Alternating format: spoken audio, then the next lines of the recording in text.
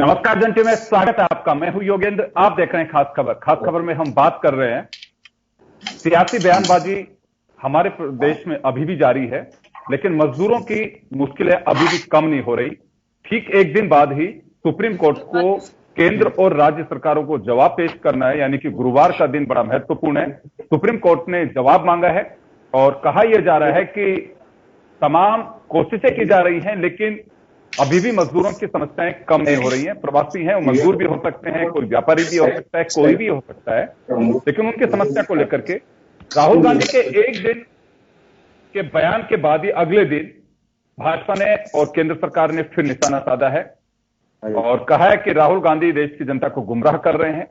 यह वक्त ऐसा है कि जिसमें मिलकर के काम करना चाहिए, लेकिन वह सस्ती लोकप्रियता के लिए बिल्कुल सस्ते स्तर की राजनीति पे उतर आए हैं और सस्ती लोकप्रियता भी हासिल करना चाह रहे हैं। ये रविशंकर प्रसाद का सीधा आरोप है। तो चलिए हम चर्चा करेंगे। हमारे साथ इस मुद्दे पर चर्चा के लिए जुड़े हुए हैं कि कौन सियासत कर रहा है, क्या ये उचित समय है सियासत का, या फिर रास्ता कुछ और निकाला जा सकता है, या अगर कहीं कोई खामियां हैं। देखिए, बिना बुलाई महामारी है, किसी ने इसे ना ऑर्गेनाइज वे में कह सकते हैं कि देश में किसी ने पैदा की है। ये बाहर से आई हुई वह आफत है, वह आपत्ति है जिससे हमें मिलकर के निपटना होगा, लेकिन ये राजनीतिक दलों को तय करना है। तो इसी को लेकर के हमारे साथ इस मुद्दे पर चर्चा के लिए जुड़े हुए हैं अमृता मौर्य जी, हमारे साथ वरिष्ठ पत्रकार जुड़ी हुई हैं। अमराराम जी सीपीएम नेता हमारे साथ जुड़े हुए हैं। शकुंतला रावत जी हमारे साथ राजस्थान विधानसभा के सदस्य और कांग्रेस नेता हमारे साथ जुड़ी हुई हैं। रामलाल शर्मा जी राजस्थान विधानसभा के सदस्य और भाजपा नेता हमारे साथ जुड़े हैं। आप सभी का स्वागत है। मैं अमराराम जी आपके पास आना चाह रहा हूं एक बार।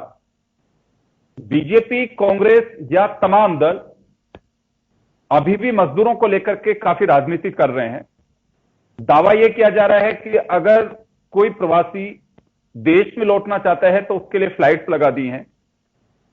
फ्लाइट्स हमारे यहां पे अभी इंटर जो डोमेस्टिक फ्लाइट है उन्हें भी चालू कर दिया गया है, लेकिन मजदूरों को लेकर के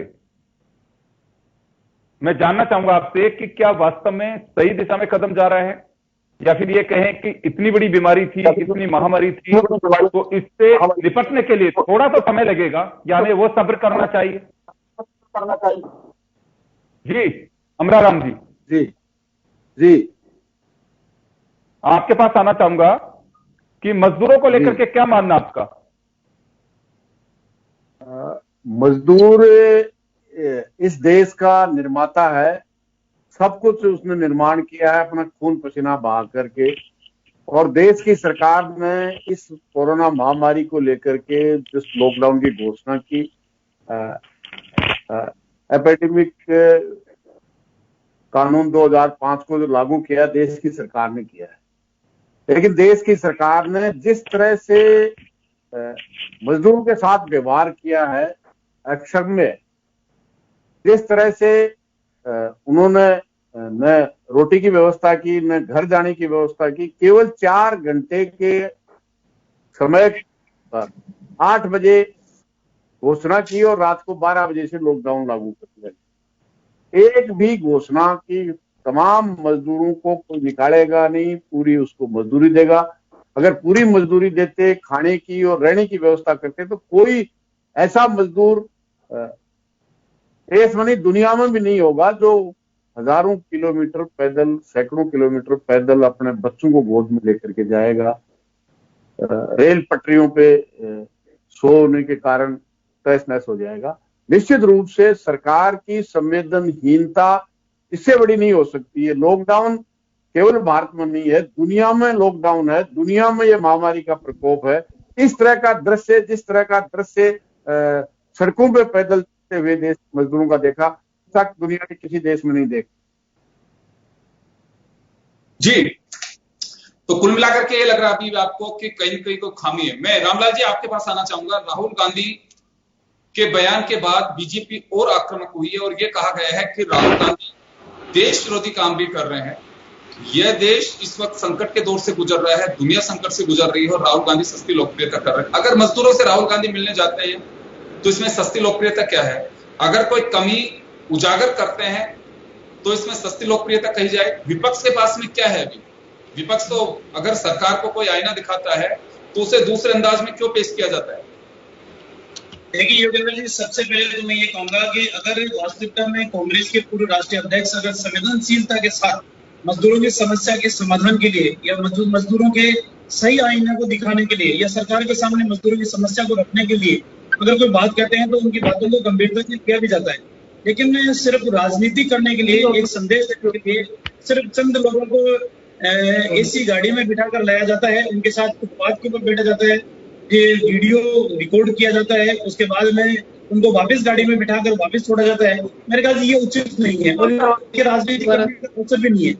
लेकिन इसके साथ में योगेंद्र जी मैं एक बात कहूंगा, कई बार कांग्रेस के वरिष्ठ नेताओं के बयान आते हैं कि राहुल गांधी जी ने कई इकोनॉमिस्टों से बातचीत की है, जो अर्थशास्त्री थे उनसे बात की है, जो विभिन्न पदों के ऊपर रहे हैं, जो देश की वर्तमान परिस्थितियों को बखूबी तरीके से जानते हैं, अच्छी तरीके से जानते हैं, उनसे उन्होंने संवाद स्थापित करके और उन्होंने एक मॉडल देश के सामने रखा है। तो राहुल गांधी जी, मैं इनसे कांग्रेस के नेताओं से पूछना चाहूंगा, इस देश के अंदर 70 साल में से अगर 14-15 साल का शासनकाल निकाल दे जो भारतीय जनता पार्टी का शासनकाल रहे, 55 साल तक देश के ऊपर शासन करने वाली कांग्रेस पार्टी या उनके समर्थन से शासन करने वाले लोग, और उसके बावजूद भी इनके समय तो सारे के सारे अर्थशास्त्री थे, इन्होंने बहुत से लोगों को नोबेल पुरस्कार की सिफारिशें भी की है। ये नोबेल पुरस्कार प्राप्त करने वाले अर्थशास्त्रियों के बावजूद भी आज भी 55 साल शासन करने के उपरांत नारा वही क्यों है? पंडित जवाहरलाल नेहरू जी कहते थे कि हम गरीबी हटाने का काम करेंगे, गरीबी हटाने का काम करेंगे, वही फिर राहुल गांधी जी के पिताजी ने भी नारा दिया, इंदिरा गांधी जी ने भी नारा दिया। अभी तो बात अभी हम महामारी की बात करें, महामारी पे आज भी गरीबों की राजनीति करना चाहते हैं। विषय इसमें एक है, सबको एक मत होकर एक मुख के होकर लड़ने की आवश्यकता है। करना चाहूंगा रामलाल जी, एक बात कहना चाह रहा हूँ मैं, एक बात कहना चाहूंगा मैं कि देखिए अभी जो महामारी है इसमें ना तो 1947 से लेकर के पिछला कार्यकाल काम आने वाला है। अभी तो वर्तमान में इस महामारी से निपटने के लिए वर्तमान जो हुक्मरान है उन्हीं को निपटना है, हमें निपटना है। ना जवाहरलाल नेहरू जी आ सकते, ना इंदिरा गांधी जी आ सकती, ना अटल बिहारी वाजपेयी जी आ सकते, या दूसरे जो प्रधानमंत्री रहे। तो आज 70 साल का कोई सोल्यूशन है नहीं इस जगह पे। अभी तो हम क्या कर रहे हैं, हमें उस पर जाना चाहिए। शकुंतला जी आपके पास आना चाहूंगा। राहुल गांधी परिस्थितियों कर सकते हैं, कितना बेहतर कर सकते हैं, उसके ऊपर अगर चर्चा करें तो ज्यादा बढ़िया है। कांग्रेस शासित राज्यों के अंदर क्या स्थिति है मजदूरों की? प्रदेश के मुख्यमंत्री अशोक गहलोत जी कहते हैं कि कोई मजदूर अगर पैदल चलता हुआ दिखाई दिया तो उपखंड अधिकारी उसके लिए जिम्मेदार होगा। मैं प्रदेश के मुखिया जी से पूछना चाहता हूँ कि कितने उपखंड अधिकारियों के खिलाफ आपने कार्रवाई की है? जो मजदूर आज भी सड़कों के ऊपर जा रहा है, आपके टीवी चैनल के माध्यम से कई। और बीजेपी यह आरोप लगा रही है कि कांग्रेस शासित राज्य भी हैं जहां पे मुख्यमंत्री हैं, कई अलायंस में भी है, से डिफरेंट ऐसा काम कर दिया जिसकी वजह से हम ये कह सकते हैं कि हाँ देखिए उस प्रदेश को फॉलो करेंगे। मुझे सुन के योगेंद्र भाई ऐसा लग रहा है कि ऐसे जो संकट की घड़ी में कह रहे हैं कि प्रदेश के नेता ने क्या किया, पूछना चाहते हैं आप। अगर शायद ये देश के प्रधानमंत्री जी से पूछें कि राजस्थान के प्रदेश के नेता ने क्या किया है, वो भी उन्होंने जब बीसी हुई थी तो सराहना की थी कि उनसे सब लोग सीखें कि किस तरीके से राजस्थान में जो गतिविधि है और जो सारी चीजें कंट्रोलिंग है, किस तरह से मॉनिटरिंग की जा रही है। राजस्थान एक फॉर एग्जाम्पल बना हुआ है, पूरे देश के लिए एग्जाम्पल बना हुआ है। मजदूरों की बात उठाई तो किसने उठाई? राजस्थान के मुखिया ने बात उठाई। सारी चीजों की नीति बनाने की मांग किसने करी? प्रदेश के नेता ने मांग करी। राजस्थान के मुखिया ने बात करी, किसने मांग करी? प्रधानमंत्री जी से। अगर ये जो स्थिति अनकंट्रोल जो हुई है वो योगेंद्र जी अगर एक सोचा जाए तो किस लिए हुई है कि देश के नेता, ये मजदूर कोई एक राजस्थान नहीं है, ये पूरे भारत देश की बात है। तो देश के नेता अगर 2 बार 3 बार जैसे ही लॉकडाउन बढ़ता गया इस बात को क्लियर कर देते कि भाई आपको जो कंपनियों से बात करके इतने जो समय मिल गया था कि आपको रेंट दिया जाएगा, आपको 1/4 या तनख्वाह दी जाएगी, कोई नीति बन जाती, देश के लिए बनती, एक प्रदेश से पार नहीं पड़ने वाली थी, पूरे भारत देश की बात है ये।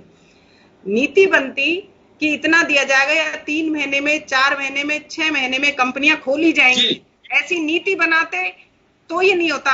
और आज कह रहे हैं कि राहुल गांधी जी आपको देश के नेताओं को जगाने का काम कर रहे हैं, चेताने का काम कर रहे हैं, जानकारी देने का काम जानना चाहूंगा, एक बात यहाँ जानना चाहूंगा मैं आपसे, राहुल गांधी जी जगाने का काम करें, इसमें कोई डाउट नहीं है। बीजेपी यहाँ पे अगर अपोजिशन में है तो प्रतिपक्ष का काम है कि वह अगर कहीं कोई खामी है तो उसे बताना चाहिए।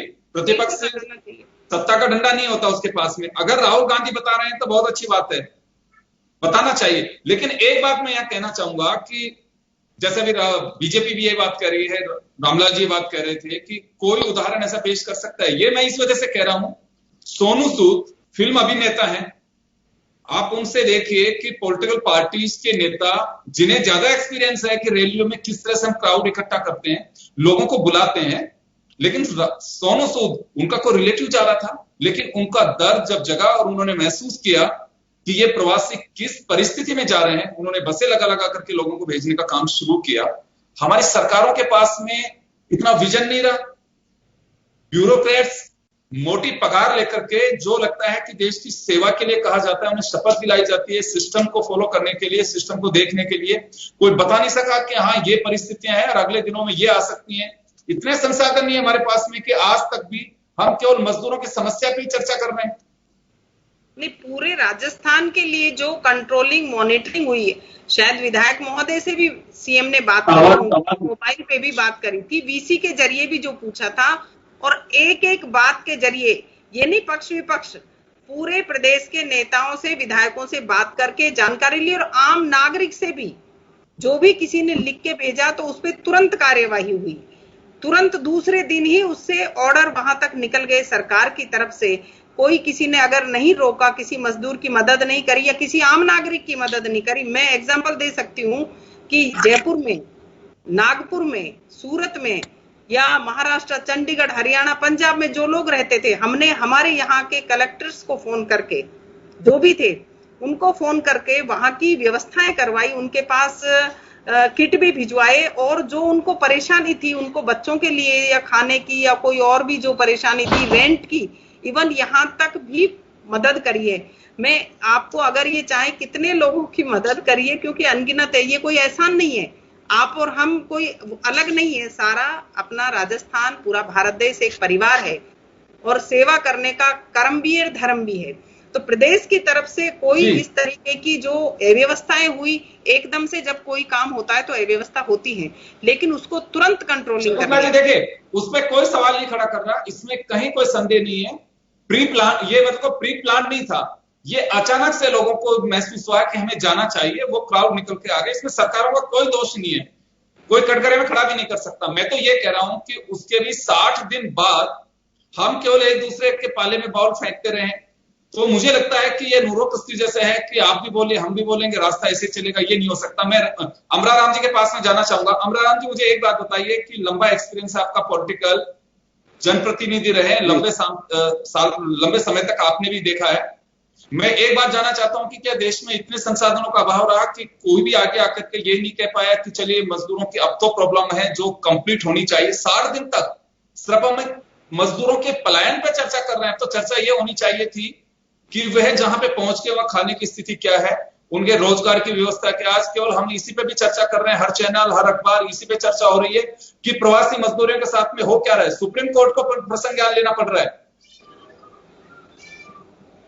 योगेंद्र जी, ये बात सही है कि जिस तरह का मजदूरों के साथ व्यवहार किया गया, और आज भी मजदूर पूछा नहीं। असल बात यह है कि मजदूरों के साथ, तो गरीबों के साथ जो इस देश का निर्माण किया, उनके साथ एक केड़ा दे करके जिस तरह से फोटो खिंचाई गई। अभी देश की सरकार भी है और प्रदेश की सरकार भी है। एक परिवार जिसमें 10 सदस्य हैं, उनको 1 किलो चने की दाल दी जा रही है।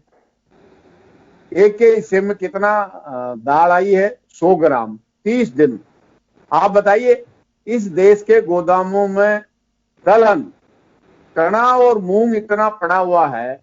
इस महामारी में पैदल चलने वाले, जब उन्होंने रोटियां मांगी, अपने घर जाने का रास्ता, गाड़ियां खड़ी थी, बसें खड़ी थी, रेल खड़ी थी, सब हवाई जहाज हवाई अड्डों पे पार्क हो रही थी। हमारे देश और प्रदेश की सरकार ये बात सही है, धन्यवाद कि भीलवाड़ा के लिए प्रधानमंत्री ने जिस तरह से कंट्रोल किया गया उसके लिए प्रदेश के मुख्यमंत्री को धन्यवाद दिया। लेकिन राजस्थान में जो क्वारंटाइन हुए उनका भी भोजन राजस्थान की सरकार नहीं दे पाई। इससे ज्यादा और क्या होगा।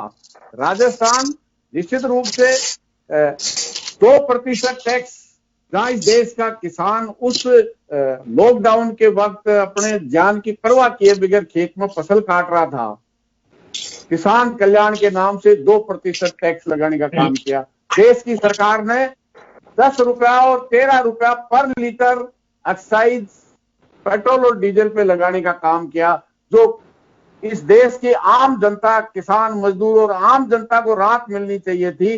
देश की सरकार ने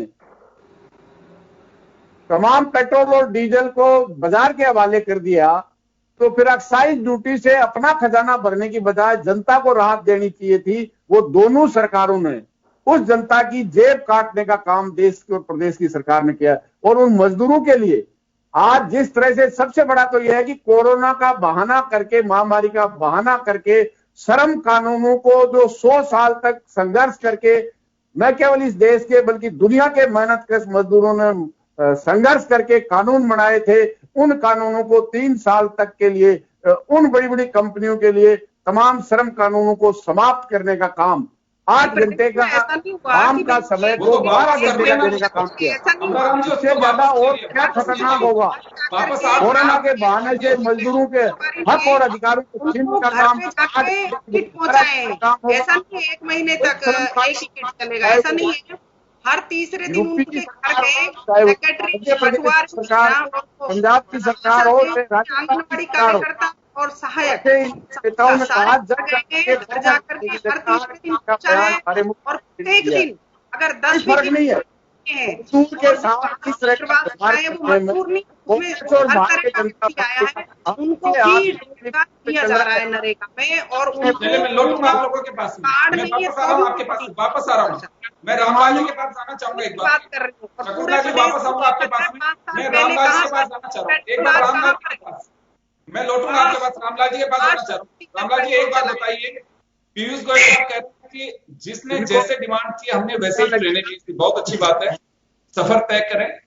लेकिन मुझे एक चीज बताइए कि ट्रेनों का संचालन इतना नहीं है, कम है काफी, उसके बावजूद भी वो जिम्मेदारी लेने को तैयार नहीं है। जो ट्रेन 2 दिन में पहुंचनी चाहिए थी 7-7 दिन में, हम ट्रेन के सफर में जाते हैं, कितने दिन का राशन लेके चलते होंगे अंदाजा लगाया जा सकता है। खाना उनको नहीं मिले, पानी उनको नहीं मिले, केवल 2 दिन के लिए जो वोटें दी गई वो, उसके बाद की स्थितियों का अंदाजा लगा सकते हैं कि उन मजदूरों की, उन प्रवासियों की क्या स्थिति बनी होगी कि ट्रेन जब 16 तारीख को रवाना हुई, ट्रेन 18 तारीख को पहुंचनी चाहिए थी, वह पहुंची है 25 तारीख को।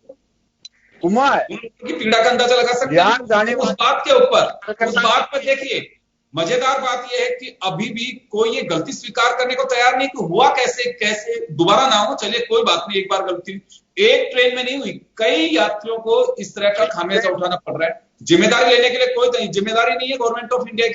रामलाल जी, योगेंद्र जी, सबसे पहले मैं कहूंगा कि जब भी इन मजदूरों को ट्रेन से शुरू करके और इनके गंतव्य स्थान तक पहुंचाने की बात आई थी, तो उस समय पीयूष गोयल जी ने कहा था कि जो स्टेट जो हमारे पास डिमांड भेजेंगे उन स्टेटों के अंदर हम ट्रेन चलाने का काम करेंगे। हमारे पास हजारों की संख्या के अंदर ट्रेन खड़ी है, लेकिन डिमांड हमारे पास आएगी, उसके बाद में भी हम तय करेंगे कि कौन से स्टेट के अंदर ट्रेन भेजनी है। आपने देखा होगा कि वेस्ट बंगाल के अंदर वहां के मुख्यमंत्री ने ट्रेनें की एक भी डिमांड नहीं रखी और बिना डिमांड किसी प्रदेश के अंदर ट्रेन जा नहीं सकती।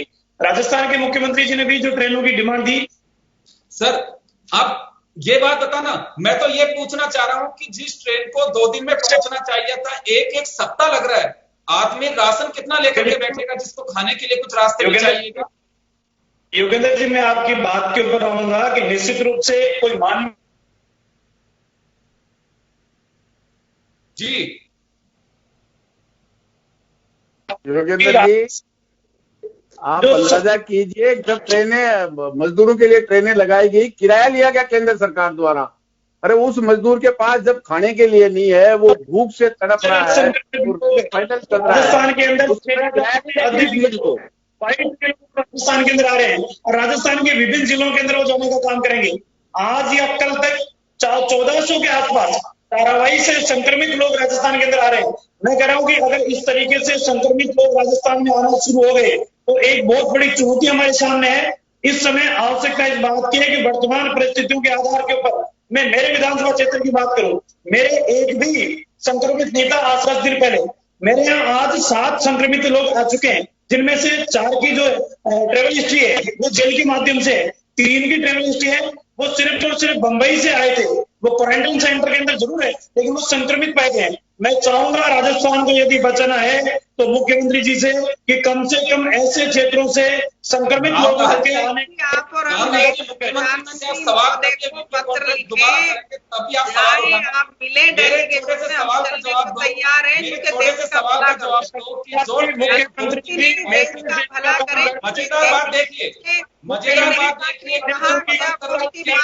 राजस्थान मुख्यमंत्री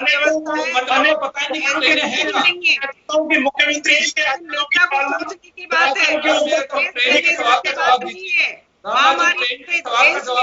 पूरे देश को निपटना है। इसलिए अगर नीति बनाए तो देश के नेता बनाए और ऐसी बनाए जैसा कि कुछ साल पहले किसानों का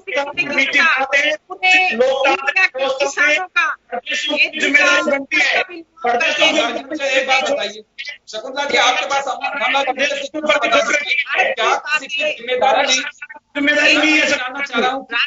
योगेंद्र जी इनसे पूछिए, राजस्थान की बात कर रहे हैं। राजस्थान और देश के हर कोने में जिस तरह ट्रकों पे जो माल जाता है उस तरह से सोशल डिस्टेंस की धज्जियां उड़ाते हुए 100 लोग एक एक ट्रक पे गए हैं, जिस तरह से गए हैं। देखिए ट्रेन को जाना कहाँ था, उत्तर प्रदेश चली गई बिहार, वाह बिहार वाली ट्रेन उड़ीसा जा रही है। ये क्या हो रहा है? कोई रेस्पॉन्सिबिलिटी है किसी की? कोई जिम्मेदारी नहीं लेगा। और कह रहे ट्रैफिक बहुत था, कहाँ था ट्रैफिक? रामलाल जी इसमें ट्रैफिक कहाँ नजर आ रहा है? ये तो पूरे खाली पड़े हुए हैं। अगर चलिए ट्रैफिक सर ये तो मान के चलेंगे हमारी जितनी ट्रेनें चल रही थी उससे तो कमी चल रही है। अगर उस ट्रैफिक को हम मैनेज कर रहे हैं बहुत अच्छे तरीके से तो चंद ट्रेनें मैनेज नहीं हो पा रही है।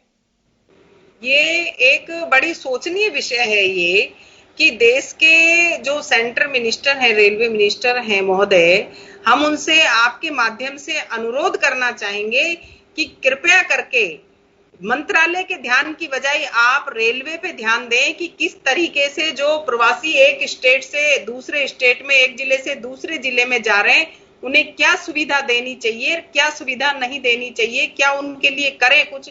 ये नीति सोचनी चाहिए रामलाल जी, आप और हमको मिलके कहना चाहिए देश के नेता को, वहां सेंट्रल मिनिस्टर को बोलना चाहिए कि आप वहां बैठ के एक ऑफिस में बैठ के नीति नहीं बनाए, जनता को सामने रख के। एक बात कहना चाहूंगा शकुंतला जी, एक बात कहना चाहूंगा, रामलाल जी जो बात कर रहे हैं, पीयूष गोयल भी वही बात कर रहे हैं कि ऑन डिमांड जितनी ट्रेनें चाहिए आप आपको दे सकते हैं। आरोप ये लग रहा है कि राजस्थान से सबसे कम डिमांड आई है कि ट्रेनें आप भेजिए। रामलाल जी मैं सही कह रहा हूँ? आप लोग सवाल कर रहे हैं। अधिकतर बसों से पहुंचाया गया है और निःशुल्क भी पहुंचाया गया। अभी बसें चल रही हैं, अगर आपको कहीं कोई जरूरत है तो आप रामलाल जी बता सकते हैं। राजस्थान से अधिकतर लोगों को हम भेज चुके हैं। ये बड़ी सोचनीय विषय है कि हम जाके वहां नेतागिरी कर रहे हैं, क्या बस में बिठा के आदमी ले जा रहे हैं और बस में बिठा के व्यक्ति ला रहे हैं। हम कोई नेता थोड़ी ला रहे हैं वहां से, कोई बीजेपी कांग्रेस का थोड़ी गिन के ला रहे हैं वहां से। हमारे यहाँ से जो जाना चाह रहा है बाहर, उसको अपनी मर्जी से अपन बाहर भेज रहे हैं और वहां से आने वालों को ला रहे हैं। तो यही तो काम कर रहे हैं। कौन सी समझ में नहीं आ रहा है। राजस्थान से आपकी बस जा चुके हैं, होना तो यही चाहिए। उनकी निश्चित करके आप तो होना तो यही चाहिए, होना तो यही चाहिए, होना तो यही चाहिए। समाज के बच्चों का चिंतन कर रहे हैं इसका जिक्र लिए कहना चाहूंगा, इन्होंने जिक्र नहीं किया कर दिया जाता है। दोनों में से नहीं जाएगी रामलाल जी, काम में ट्रेन हो गए रेलवे मंत्री, जो इन्होंने जिक्र नहीं इनसे किया, व्यवस्था नहीं सुधारी जा रही। यहाँ से क्या बिना किसी चर्चा के, अपने यहाँ से बिना किसी चर्चा के बसों का भारत के चैनल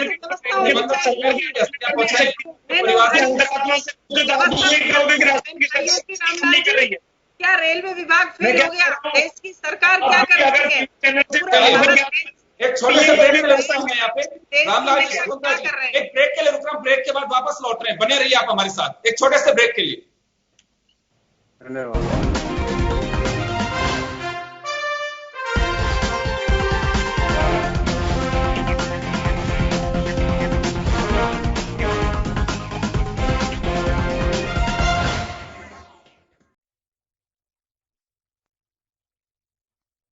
का स्वागत है। आप देख रहे हैं खास खबर। बात कर रहे हैं हम कोरोना का दर्द हर किसी को झेलना पड़ रहा है। कोई लॉकडाउन का दर्द झेल रहा है तो कोई अपने धंधा चौपट होने का देख रहा है, कोई अपनों से बिछड़ रहा है तो कोई सफर तय कर रहा है।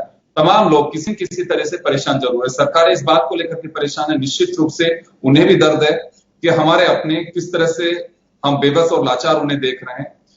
कोई कितनी भी दम भरे, लेकिन निश्चित रूप से परेशान हर वर्ग का हर व्यक्ति है, सब इंसान है। निश्चित रूप से परेशानी का सामना हम सब लोगों को करना पड़ रहा है। लेकिन इसी बीच गर्मी का भीषण अवतार देखने को मिल रहा है। पूरी दुनिया में राजस्थान तप रहा है और इसी तरह से 9 तपे के बीच ही राजनीतिक पारा भी ऐसे ही चढ़ता जा रहा है। एक व्यक्ति कोई कहता है तो दूसरा उसका पलटवार करने के लिए बिल्कुल तैयार है।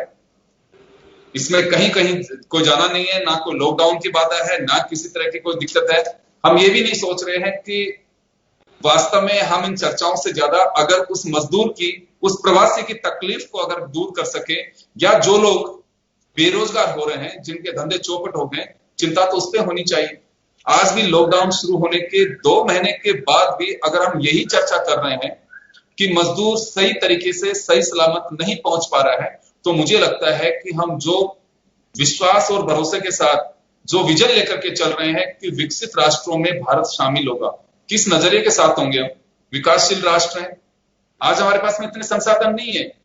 जब एक एक रैली में 10-10 लाख लोग हम जुटा लेते हैं और उनको डिस्पर्स करने के लिए, उन्हें वापस भेजने के लिए उतने साधन लगाए जाते हैं, उन्हें इकट्ठा करने के लिए साधन लगाए जाते हैं, ये तो वापस तो आ ही नहीं रहे, ये तो जगह पे कहीं जाना है।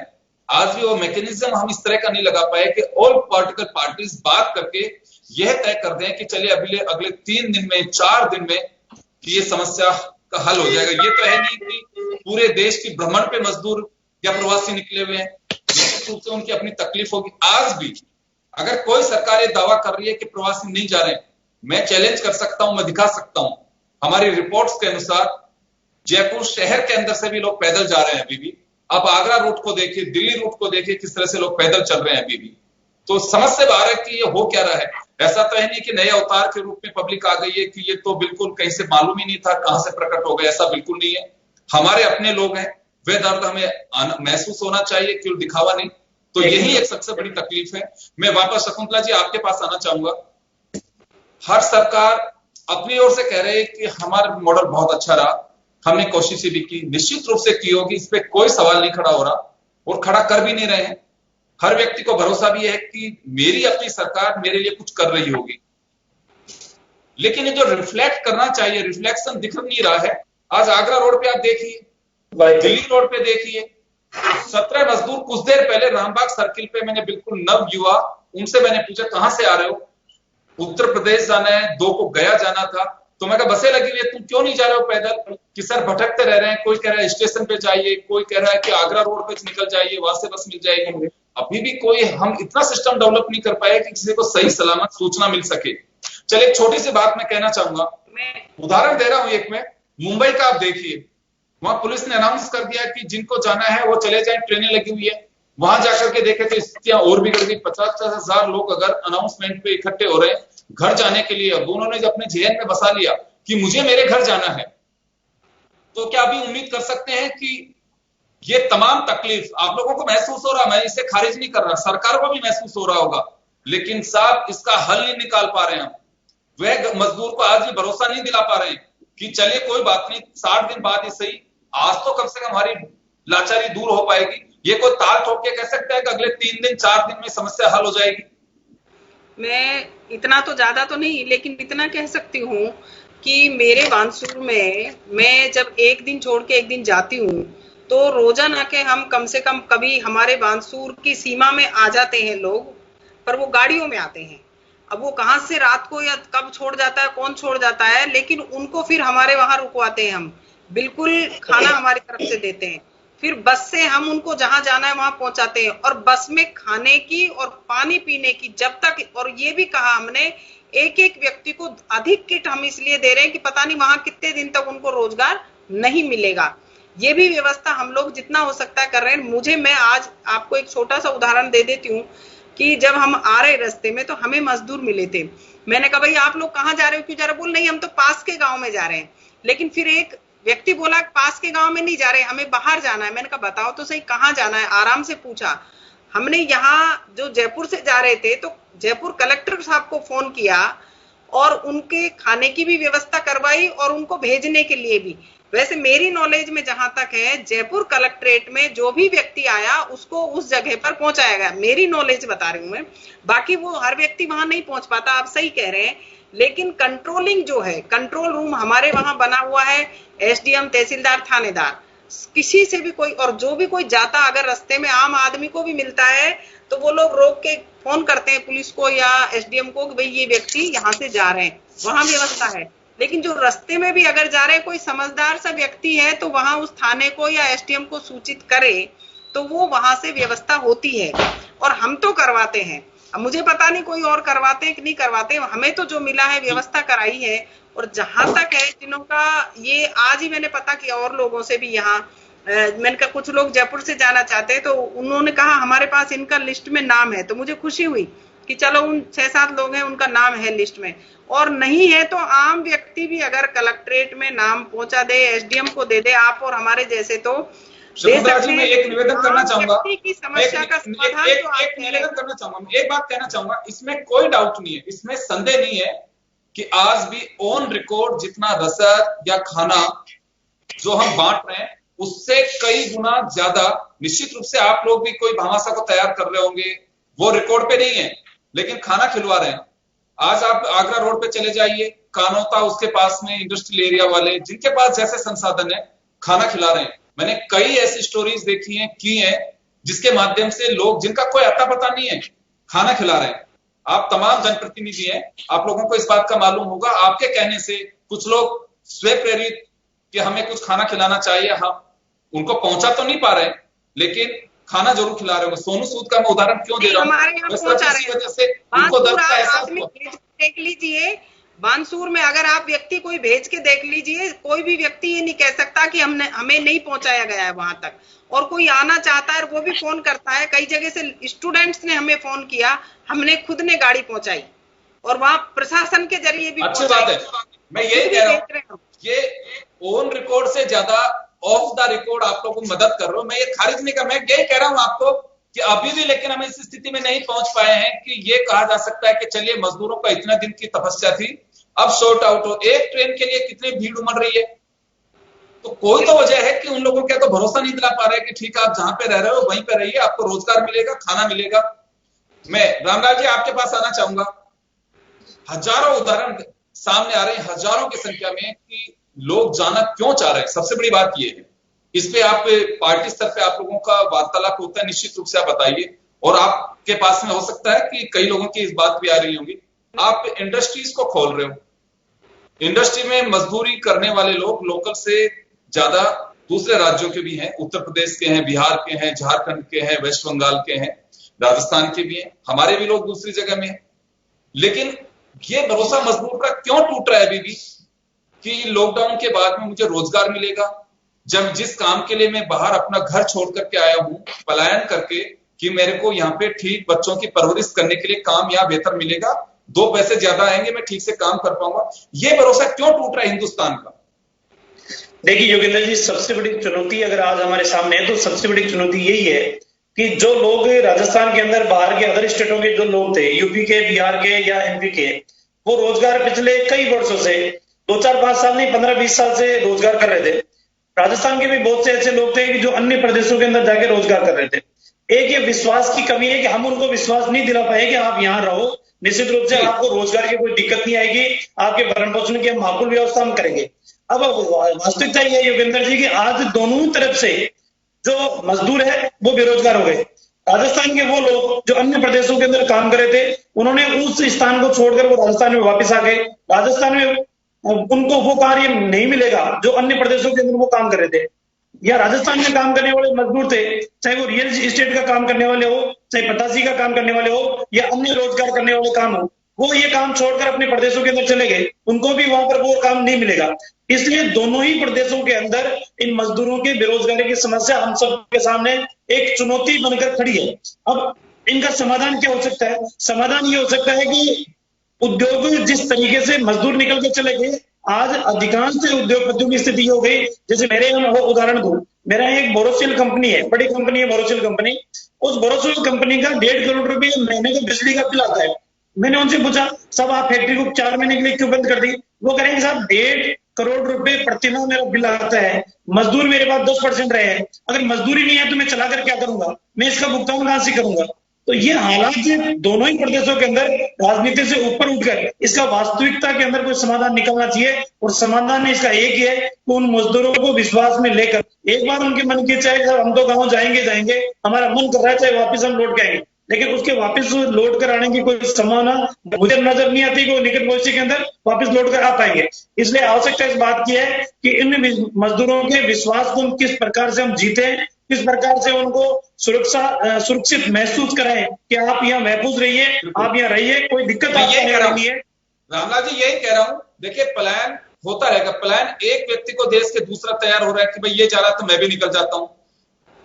गवर्नमेंट काफी तैयारियां कर रही होंगी, मैं इसको बिल्कुल खारिज नहीं कर रहा कि बिल्कुल सरकार तैयार नहीं कर रही होंगी। आप लोग 20 लाख करोड़ की भी बात कर रहे हो कि हम एमएसएमई सेक्टर को, इंडस्ट्रीज को उपलब्ध करा रहे हैं, बहुत अच्छी बात है। नरेगा में पैसा 40,000 करोड़ रुपए बढ़ा दिया आपने, बहुत अच्छी बात है। लेकिन नरेगा के जरिए खाना खा सकता है, लेकिन बच्चों की, परिवार की बेहतर तरीके से देखभाल नहीं कर सकता, वो परवरिश नहीं कर सकता। उसकी वजह साफ है कि आपको लिमिटेड डेज में आपको काम मिलेगा, उसके अलावा जो पैसा है वो भी एक सीमित है आपका। इसी वजह से तो गांव छोड़ करके कुछ शहर में निकल करके गए कि मुझे वहां ठीक से काम मिलेगा। इंडस्ट्री में औद्योगिकरण हमारे जब से भी हुआ उसके बाद से मजदूरों का बड़ा योगदान रहा है उसमें, हमें इसे खारिज नहीं कर सकते और शायद कर भी नहीं रहे होंगे। लेकिन तकलीफ को देख करके कई तरह के सवाल खड़े होते हैं। अमराराम जी आपके पास आना चाहूंगा मैं। देखिए उद्योगों को शुरू करने के लिए लॉकडाउन के दौरान ही खोल दिया गया कि आप इंडस्ट्रीज को चालू कर सकते हैं, ये व्यवस्था करिए। उद्योग में केवल यही नहीं है कि ऑफिस में एसी में लगा व्यक्ति ही उद्योग चला रहा है, निश्चित रूप से तपती दोपहरी के अंदर भट्टी के सामने जो काम कर रहा है उस मजदूर का भी बड़ा योगदान होता है, बड़ा रोल उसी का होता है। तो ये भरोसा क्यों टूट रहा है? सरकार चाहती है कि मजदूर वहीं पे रुके, काम होना चाहिए, तो भरोसा टूट क्यों रहा है? योगेंद्र जी, इस बात के लिए तो आपको धन्यवाद, और रामलाल जी और शकुंतला जी को भी मैं धन्यवाद दूंगा, वो जमीन से जुड़े हुए नेता हैं। लेकिन रियलिटी क्या हो रही है आप देखिए। अभी नरेगा की जो आप बात कर रहे थे, अभी 53 डिग्री राजस्थान में टेम्परेचर जा रहा है और समय दे रखा है 1 बजे तक। 1 बजे अगर वो काम पूरा करेगी तो 4 किलोमीटर जाने में उसको 1 घंटा लगेगा, और 2 बजे इस गर्मी में जहाँ 50 से 53 डिग्री है, मतलब जो प्रवासी, जो मजदूर जो बाहर से थे जा रहे हैं या राजस्थान में आ रहे हैं, और विश्वास इसलिए टूट गया। शकुंतला जी या रामलाल जी को मैं दोष नहीं दे रहा, सरकार जिस जयपुर राजधानी में 5,000 जो अपने साधन से जाना चाहते थे उनका जो परमिशन थी वो रिजेक्ट की है। सीकर में 10,000 लोग जो अपने साधन से जाना चाहते थे उनको रिजेक्ट किया है। अरे रिजेक्ट किस बात के लिए किया है? जो अपने साधन से जाना चाहते थे, केवल इनको कागज पे परमिशन देनी थी ऑनलाइन।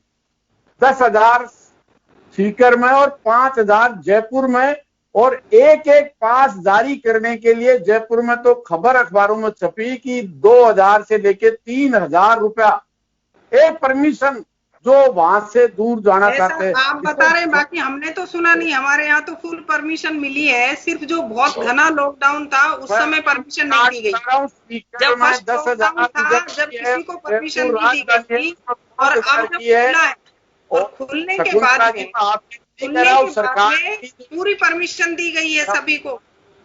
अकेले सीकर में 10,000 की रिजेक्ट हुई है, 10,000 की। तहसीलदार, एसएचओ कोई भी परमिशन दे सकता है, एडीएम दे सकता है। लॉकडाउन में, पहले लॉकडाउन में किसी को परमिशन नहीं मिली थी।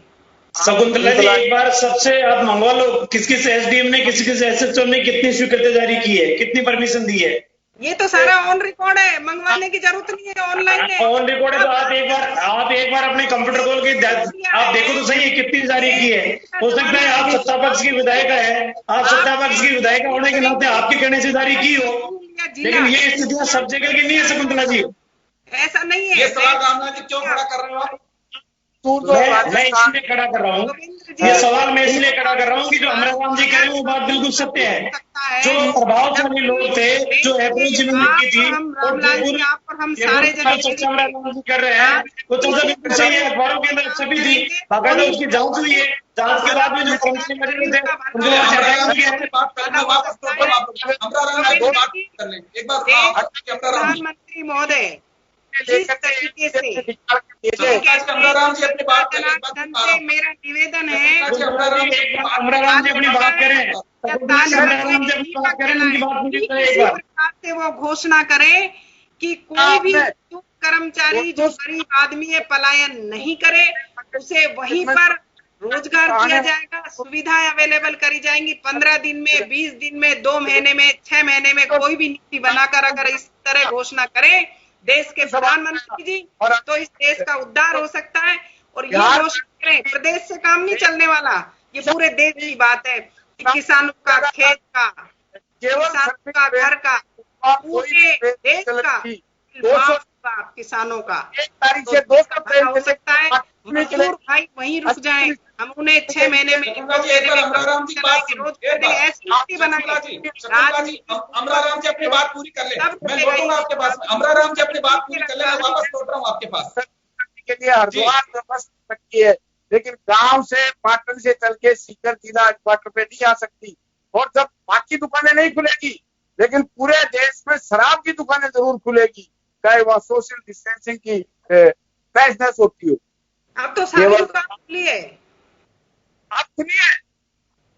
सबसे पहले राजस्थान और देश में पूरे में शराब की दुकानें पहले खुली, तो देश में क्यों खुली? देश के अमराराम जी मेरा छोटा सा सवाल, अमराराम जी मेरा जो सवाल आप उसका उत्तर दे दीजिए कि भरोसा की बात कर रहा था मैं, मजदूर का भरोसा क्यों टूट रहा है? तमाम दल ये कह रहे हैं कि मजदूर को रुकना चाहिए, काम करना चाहिए, और वहीं पे उद्योगपति हैं वह भी चाहते हैं, जैसे अभी रामलाल जी ने कहा कि मेरे पास मजदूर ही नहीं बचे, जो इंडस्ट्रियलिस्ट जिनसे इनकी बात हुई है, तो मजदूर के बिना काम कैसे होगा? मजदूर को रुकना चाहिए, उनका भरोसा क्यों टूट रहा है अभी भी?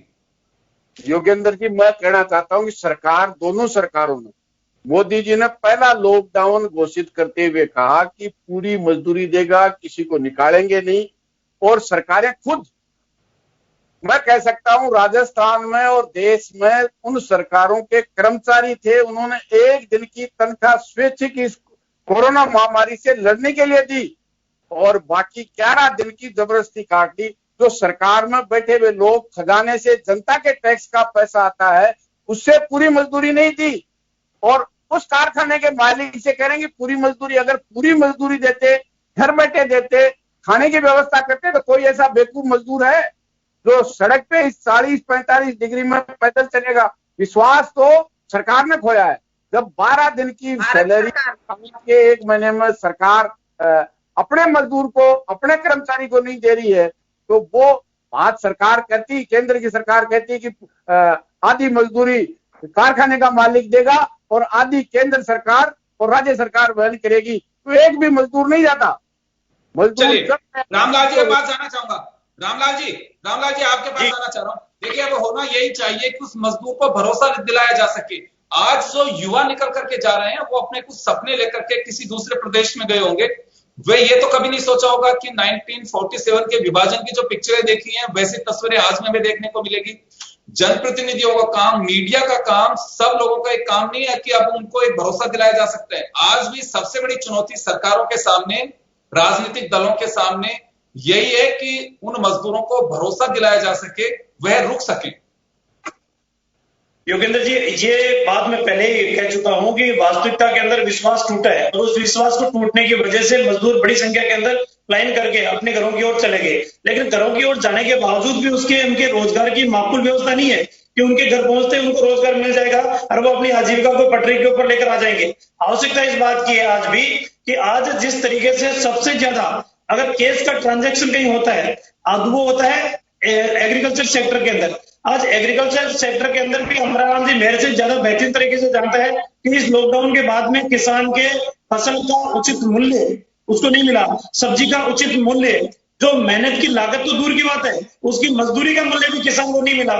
जो सब्जी 30 रुपए से लेकर 50 रुपए किलो बिकती थी, आज इन लॉकडाउन के दौरान किसान की सब्जी 3 रुपए से लेकर 5 रुपए से लेकर 7 रुपए, इससे ज्यादा भाव सब्जी किसी का भी नहीं मिला किसान को। और आज आप मान के चलो योगेंद्र जी, एकमात्र इस देश के अंदर किसान ही ऐसा है कि जिसकी जेब के अंदर अगर 20,000 रुपए आ गए वो 15,000 रुपए मार्केट में खर्च करके सिर्फ 5,000 रुपए घर लेके जाता है। वो चाहे किराने के अंदर खर्च हो, चाहे कपड़े के अंदर खर्च करके जाओ या फैंसी आइटम ले जाकर खर्च करके जाओ, लेकिन वो बाजार के अंदर पैसा खर्च करके जाता है जो ट्रांजेक्शन पैसे का घूमता है। आज आवश्यकता इस बात की है कि सबसे ज्यादा केंद्र सरकार और राजस्थान की सरकार, दोनों ही सरकारें एग्रीकल्चर के क्षेत्र के अंदर किसान की।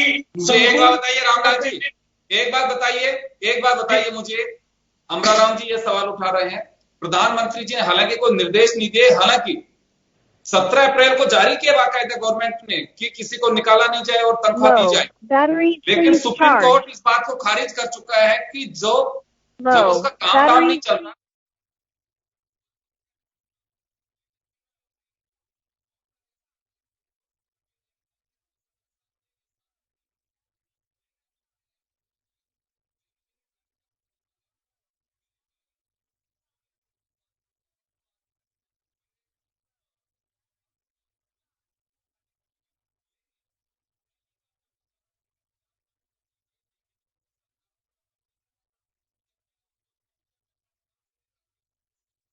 जो लायबिलिटी, जो फिक्स उसको पैसा देना है सरकारों को, कम से कम उसको तो विड्रॉ कर दे कि ठीक है चलिए ये उसमें आप मैनेज करिए। यह व्यवस्था नहीं की गई, सिर्फ हम लोग लादे जा रहे हैं, थोपे जा रहे हैं, ये कैसे सहन होगा? यही बड़ी वजह है कि मजदूर को लगा कि रुकना मेरा व्यर्थ है, मुझे निकलना चाहिए। ये भरोसा अभी भी दिलाइए। देखिए योगेंद्र जी, भारत सरकार ने जो मजदूर थे, जो किसान थे, जो गरीब आदमी थे, जनधन के खातों के माध्यम से उनके कैश ट्रांजैक्शन करने का काम सरकार ने किया। दूसरा, उनके उज्ज्वला गैस योजना के माध्यम से भी उनके निःशुल्क सिलेंडर भराने का काम भी किया। प्रधानमंत्री कल सम्मान योजना के तहत भी किसानों के खातों के अंदर डायरेक्ट पैसे डालने का काम भी भारत सरकार ने किया। जहां भारत सरकार कर सकती थी वहां बहुत कुछ करने का काम किया, लेकिन सबसे बड़ा मजदूर कोई गुमराह कर रहा है उनको। लेकिन योगेंद्र जी, सबसे बड़ा काम ये है कि जो विश्वास मजदूर को होना चाहिए, मजदूरों का पूरे भारत देश का किसी प्रकार से बच्चों को परवरिश करनी है, उस विश्वास की कमी कहीं ना कहीं आई है, उसी वजह से मजदूर लाइन करके चलेंगे। लेकिन आप मान के चलो कि आने वाले समय के अंदर दोनों ही प्रदेशों के मजदूर के सामने लाखों करोड़ों बड़ा संकट खड़ा होने वाला है। करोड़ की घोषणा करी है, रजिस्ट्रेशन है, उनके खाते में ही डाल दे वो करोड़ों रुपए। किसको दे रहे हैं, किसके जरिए है? जिनका रजिस्ट्रेशन है, अब सभी मजदूरोर का जो कहीं भी आया है गया है सारा रजिस्ट्रेशन है, उनके खाते में सबसे पहले तो आप ये कहो कि आपके मुख्यमंत्री ने घोषणा हर विधानसभा देश में काम करेंगे, तो पहले वो 2,500 रुपए तो डला दो उनके खातों के अंदर। कर दिया जाता है तो क्यों नहीं देश के किसान का क्यों नहीं सीडीओ का भारत सरकार इसकी ओर देखे, मजदूर प्लान कर रहे हैं, भारत सरकार इनकी ओर देखे, भारत सरकार आर्थिक पैकेज हमारे को दे। आपकी सरकार भी कुछ करेगी या नहीं करेगी? नैतिक जिम्मेदारी है या नहीं है सरकार की? जनता के लिए, आम आदमी के लिए, आम किसान के लिए तो सबके साथ संवेदनशील है, माफ करने के लिए क्यों नहीं भारत देश के आम नागरिक उनके प्रति प्रशासन शक्ति नहीं करते, उनके प्रति सहानुभूति करते हैं। घोषणा करिए, उसे मजदूरों को डाल दीजिए, किसी को मत दीजिए। रजिस्ट्रेशन तो अगर करना चाहे एक चीज बताइए, इसमें ऐसा तो नहीं हो रहा जैसे बीच में आपके जाएगा ऐसा काम करने के लिए मैं चल अभी कैसा लग रहा है कि मजदूरों को गुमराह किया जा रहा है? मिले रामलाल जी, देखिए योगेंद्र जी, सबसे बड़ी बात है कि अगर कांग्रेस पार्टी या कांग्रेस पार्टी की सरकारें जहां चाहती है वो उन प्रदेशों के अंदर संवेदनशीलता के साथ मजदूरों के साथ उनकी समस्या का समाधान करने की बात करती है। सरकार तो कर रही है, ये तो भारत देश की बात है, प्राथमिकता है। हमारे ही नहीं पूरे देश के प्रधानमंत्री हैं। प्रधानमंत्री ने घोषणा करी है तो ये पूरे देश का मैटर है, एक राज्य का नहीं है, एक जिले का नहीं है, एक तहसील का मैटर नहीं है, भारत देश का मैटर है।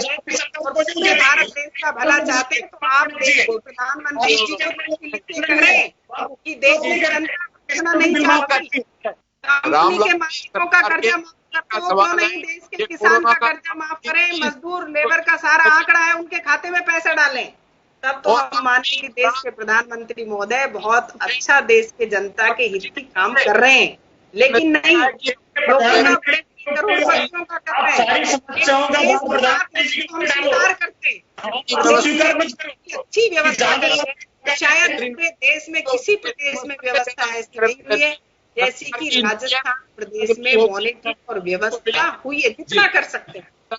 चलिए मैं रोकना चाहूंगा, मैं माफी चाहूंगा, रोकना चाहूंगा, समय कम है, मैं रोकना चाहूंगा। कोशिश कर रही थी, राजस्थान में जो गाय का दूध 32 और 33 रुपए लीटर बिकता था, वो किसान से 17 और 18 रुपए में ले रहे हैं, और जो खरीद के खाता था वो साधारण दूध 42 रुपए लीटर में था, आज वो 41 में नहीं 42 में मिलता है, और किसान को जो 33 रुपया गाय के दूध का मिलता था, आज वो 17 और 18 मिलता है। कोई इस बात के लिए नहीं, आपने सही कहा। पहले मैं रोकना चाहूंगा अमराराम जी, मैं रोकना चाहूंगा, मजदूरों का ये सिलसिला जारी रहेगा। मुझे लगता है कि अगर सरकारें गंभीर नहीं होंगी तो सुप्रीम कोर्ट के उस निर्देश का भी इंतजार करना होगा कि जो गुरुवार को जवाब मांगा है सरकार से कि सरकारें जवाब दें। तो चलिए, हम बात यही कर रहे थे कि मजदूर का अगर भरोसा टूट रहा है तो उससे उस इकबाल को बुलंद करना होगा, उसे रोकना होगा कि जब इंडस्ट्री चालू कर रहे हैं तो बिना मजदूर के चल नहीं पाएगी। ये सरकारों की जिम्मेदारी है कि उस मजदूर में ये भरोसा पैदा करे कि आपको जाने की जरूरत नहीं है, जिस मकसद से आप अपनी जगह छोड़ के आए थे अब वापस से उसी रफ्तार के साथ में आपको काम मिल रहा है, आपकी रोजी रोटी चलती रहेगी, आपको घबराने की आवश्यकता नहीं है। मुझे लगता है कि ये अगर भरोसा हम दिला पाएंगे तो शायद हो सकता है कि सड़कों का नजारा और हमारे जो विकास की धुरी है उसका कुछ स्थितियां बदल सके। बहुत बहुत शुक्रिया आप सभी का। खास खबर में इतना ही, दीजिए इजाजत, नमस्कार।